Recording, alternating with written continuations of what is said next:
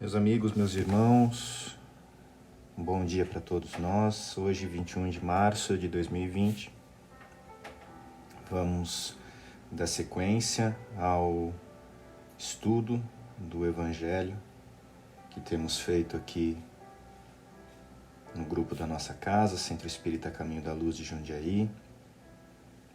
E hoje, dando sequência ao item 19 do capítulo 5 do Evangelho segundo o Espiritismo, texto O Mal e o Remédio, de autoria de Santo Agostinho, e o parágrafo é o seguinte: Se, na maior acerbidade dos vossos sofrimentos, entoardes hinos ao Senhor, o anjo, a vossa cabeceira, com a mão vos apontará o sinal da salvação e o lugar que um dia ocupareis. A fé é o remédio seguro do sofrimento.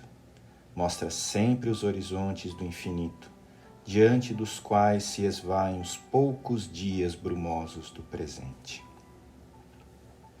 Então nós iniciamos com a nossa prece, rogando aos amigos espirituais que nos auxiliem nesse estudo, que estejam conosco nessa manhã radiosa de sol, em que o silêncio das máquinas humanas nos faz ouvir melhor o canto dos pássaros, os sons da natureza onde estamos, percebermos a mão divina na nossa jornada. Auxilia-nos a todos, Jesus, que estamos aqui nesse estudo, para que nos nossos lares recebamos desde já a bênção do Teu amor sobre nós, sobre nossos familiares. Muito bem. Então, esse trecho do Evangelho, e muito mais num momento como esse, né, nos faz refletir sobre como situações de aflição ou de provas para nós nos fazem mudar o rumo do nosso pensamento, né? Vamos pensar em quantas coisas mundanas, materiais, vinham ocupando as nossas ideias, os nossos objetivos, né? Vamos tentar voltar no tempo 10 dias atrás e pensar como estava a nossa vida, né? As preocupações que estavam no nosso pensamento, que ocupavam o nosso tempo, as ideias, as coisas que a gente estava buscando. E vamos tentar identificar quanta materialidade, quanto materialismo, quanta coisa imediatista estava relacionada a tudo isso. E de repente, nós nos vemos numa situação em que a gente não pode sair de casa, não é? Não pode sair da proximidade dos nossos familiares. Alguns ainda, né, estamos trabalhando eventualmente em favor de todos, mas num momento de questionarmos tanto, né, as conquistas que a gente teve até hoje, porque de que valem nesse momento, vamos pensar bem, né? Cargos, posições, aquisições materiais, pequenas rinhas às vezes, pequenas discussões que a gente teve. E tantas vezes a gente pensou nesses dias anteriores, né? Poxa, eu dava tudo para não ter que me encontrar com tal pessoa, e agora estamos aqui isolados, separados, muitas vezes querendo encontrar alguém, né? Esse trecho do Evangelho, ele vem nos falar exatamente que as nossas preocupações humanas se tornam demasiado pequenas quando nós conseguimos colocar a nossa mente, a nossa ideia no futuro, né? Santo Agostinho diz, olha, quando o nosso sofrimento chegar no seu nível mais alto, e nós não sabemos qual é esse nível, né? Qual é o nível do sofrimento que eu preciso chegar para promover uma transformação efetiva na minha intimidade? Mas quando esse ponto chegar, se nós formos capazes de, como diz ele, né, entoar hinos ao Senhor, ou seja, lembrar da presença de Deus na nossa existência, não só de uma maneira racional, não só no pensamento, não só com o que a gente conhece, mas sentir no nosso dia a dia, nas pequeninas coisas, na possibilidade do levantar-se da cama e respirar, e iniciar um novo dia e alimentar-se, e pôr-se de pé, e perceber a perfeição, desde o nosso corpo até o ambiente que nos cerca, das leis que regem tudo isso, e que permitem que a gente siga com a nossa vida, com os nossos aprendizados. Tanta coisa, tantas formas de sentir, de experimentar Deus no nosso dia a dia. Quando a gente conseguir ter essa percepção, a nossa mente se volta para o futuro, se volta para o amanhã. E a gente lembra, de novo, como diz Agostinho, que qualquer situação que nós estejamos atravessando hoje, ela é muito pequena diante do infinito. Então, olhando para a situação que envolve a todos nós, o que são, vamos pensar, né, alguns dias dentro do nosso lar, com os nossos familiares. O que são alguns dias de restrição de movimento diante do infinito, quando, né, nós nos elevarmos em padrão vibratório, quando nós nos desligarmos da matéria, a gente vai conseguir se deslocar com o pensamento, às vezes no infinito do universo. Mas para que isso aconteça, é preciso passar por essas provas e por esses momentos, como a gente tem estudado. Agora, por que será que nós nos prendemos tanto a atenção ao momento presente, às coisas do agora? De novo, a situação que nós estamos vivendo, né, no mundo globalmente, na nossa casa, nos permite refletir o que é que tem me deixado tão apegado à matéria? O que é que tem me deixado tão preso aos interesses do agora? E são os meus tormentos, né? Como nós vimos no nosso evangelho de ontem, o Rodrigo explorou.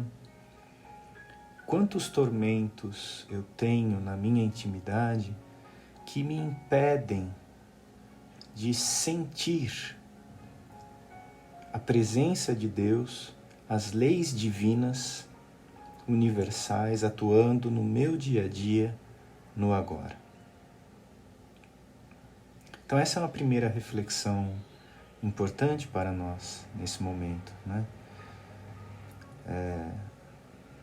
Mantemos o nosso pensamento vinculado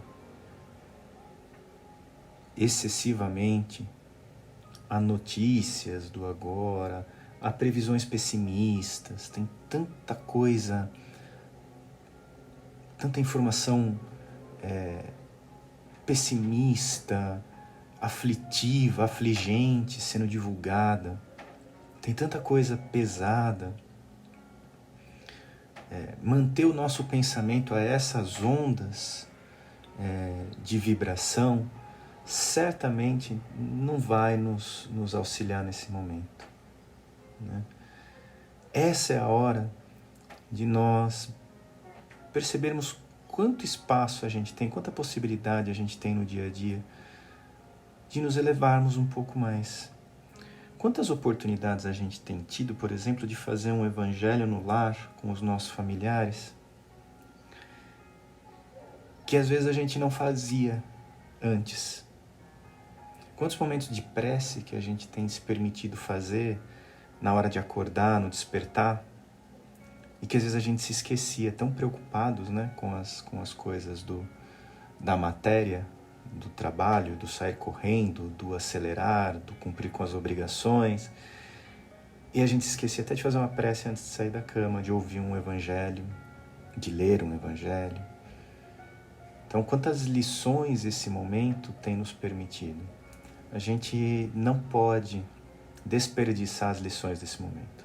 Elas são importantíssimas para nós, especificamente, né, nesse estudo que nós estamos fazendo hoje de Santo Agostinho, nesse sentido, de nós nos desapegarmos um pouco do hoje, do agora, do mundano, e lembrarmos que o nosso objetivo maior está na vida futura.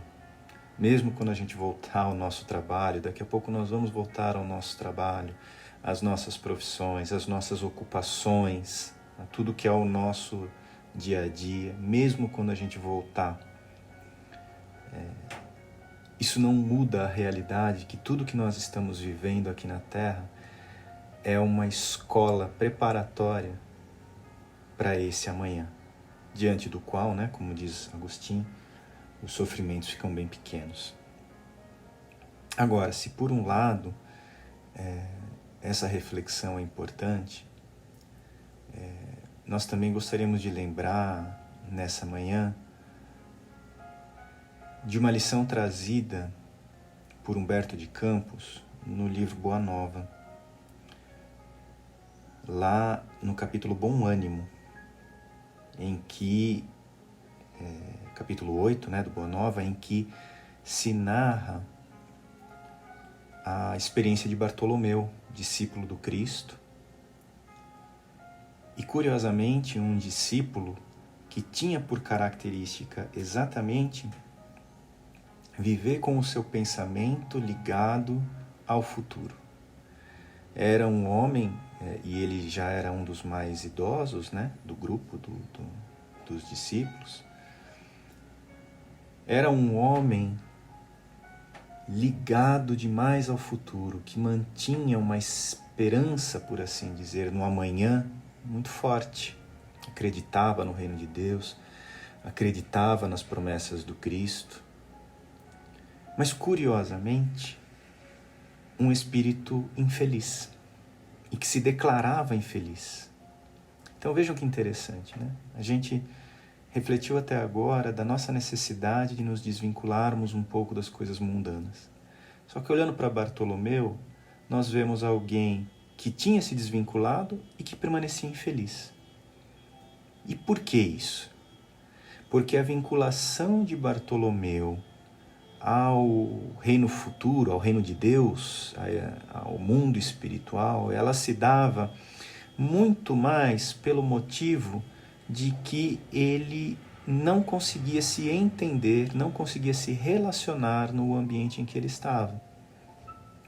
Ele tinha grandes dificuldades com o pai, com os irmãos, a mãe já desencarnada há algum tempo, não compreendia a família, a decisão dele de seguir o Cristo, de ligar-se a Jesus, ao grupo de Jesus, o criticava demais por isso. No trabalho, ele também era visto como relapso, como não era aceito, e com isso tinha grandes conflitos com seus companheiros de trabalho. Então, diante de um cenário em que ele não conseguia ser feliz na sua realidade mundana, ele buscava o céu, mas numa atitude íntima, talvez, de desânimo, né? E por que não dizer de revolta contra a realidade da ambientação reencarnatória em que ele se encontrava. E aí, nesse cenário, nós vamos pegar só um trechinho aqui do Boa Nova, que é a fala de Jesus para Bartolomeu. Como que ele, o conselho ou a indicação de Jesus de como agir diante dessa situação. E aí o mestre diz que a vida terrestre é uma estrada pedregosa que conduz aos braços amorosos de Deus. O trabalho é a marcha. A luta comum é a caminhada de cada dia. Os instantes deliciosos da manhã e as horas noturnas da serenidade são os pontos de repouso. Mas, na atividade ou no descanso físico, a oportunidade de uma hora, de uma leve ação, de uma palavra humilde, é o convite de nosso Pai para que semeemos bênçãos sacrossantas. Em geral, os homens abusam desse ensejo precioso para anteporem a sua vontade imperfeita aos desígnios superiores, perturbando a própria marcha. Olha só. A gente costuma pensar, talvez, ou poderia pensar nesse abusar, né, do ensejo para antepor a sua vontade, como o pai de Bartolomeu, ou como os irmãos, ou como os companheiros do trabalho. Mas na realidade Jesus está falando para nós, falava para Bartolomeu e fala para nós. A nossa revolta, a nossa incompreensão diante dessa estrada pedregosa, como o mestre chamou,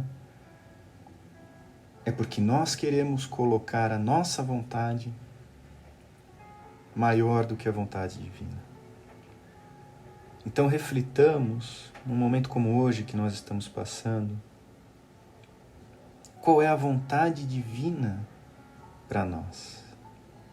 Porque essa vontade divina está nos indicando qual é o caminho pedregoso que nós devemos seguir exatamente para atingirmos o reino de Deus.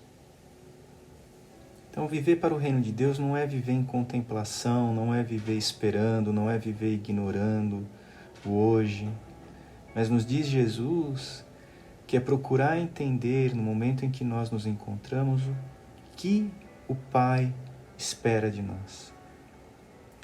Quando a realidade nos impõe voltarmos aos nossos lares e aqui permanecermos durante tanto tempo, na condição em que nós nos encontramos, qual é a vontade de Deus para nós? Não vamos acreditar que Deus nos abandonou.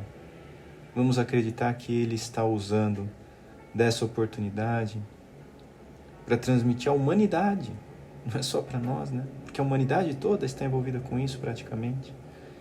Está usando essa oportunidade para transmitir a todos os espíritos encarnados na Terra uma lição importante. E aí compete a nós refletirmos qual é o aprendizado que esse momento está nos trazendo. Relacionar com a família, desapegar-se das coisas materiais, voltar para a simplicidade, resignação, aceitação, fé, esperança. Cada um de nós tem experimentado certamente em algum momento algum tipo de dificuldade, de desafio para cumprir, né, com as obrigações desse momento. Qual é essa dificuldade? Essa dificuldade revela o aprendizado maior que eu tenho a fazer. Então reflitamos nessas lições, agradecendo mais uma vez aos nossos amigos espirituais por essa oportunidade. Vamos elevar o nosso pensamento a Jesus, ao Dr. Bezerra de Menezes e sua equipe, a todos os amigos da espiritualidade, agradecendo-lhes pelo dom da vida, pela oportunidade do aprendizado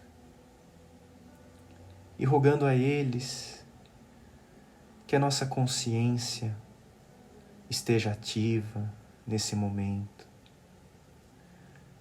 Que não nos esqueçamos que a oportunidade de fazer o bem permanece ainda agora, junto àqueles dos quais estamos próximos. Que saibamos usar dessa oportunidade para o nosso progresso. Estejamos em contato quanto possível com aqueles que amamos, estimulando-lhes, transmitindo esperança, bom ânimo, na certeza de que essa estrada nos levará a um porvir de luzes.